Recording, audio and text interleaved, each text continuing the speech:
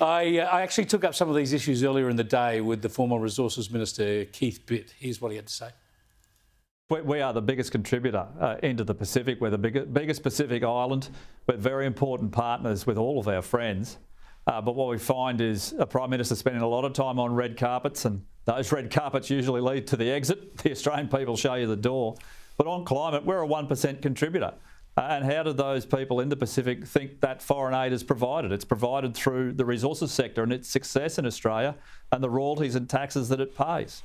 Yeah, spot on. If the Pacific Island nations want to continue getting help from Australia, and I believe they should, they need the Australian economy to be strong and resilient. And there's just this ridiculous pretense of pretending that what we do on the climate will change things for them. As you say, we're 1% of global emissions. Their big friends up north, China, are producing more than a quarter of all global greenhouse gas emissions and rising. So they really ought to be shaking their fists at China.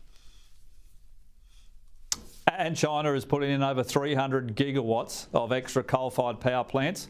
And guess what? They burn thermal coal. And from memory, they use more than 1 billion tonnes of coal a year. That's an enormous amount, mostly from Mongolia and places like that. Australia's contribution into that area for thermal coal in particular is really not that large by comparison.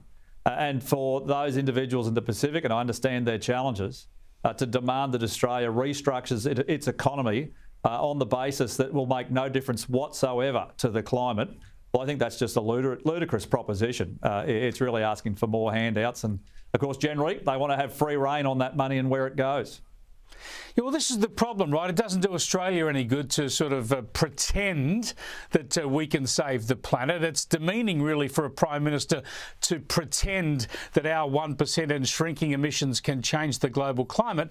But also, he's just giving in to this pressure from the Pacific Islands. Don't we have to actually have a more adult, a more rational, a more frank discussion with them about what we can do to help them with their economies, with their law and order, with their education and their health, and stop pretending it's all about climate change? Well, who would have thought that facts would become so invaluable for the Australian government? We should make decisions based on facts. And every time, Chris, that there's an emergency in the Pacific and you see aid that's being handed out, it's got the big red kangaroo on it because we know our responsibilities into those areas. We've always supported the Pacific and its people will continue to do that.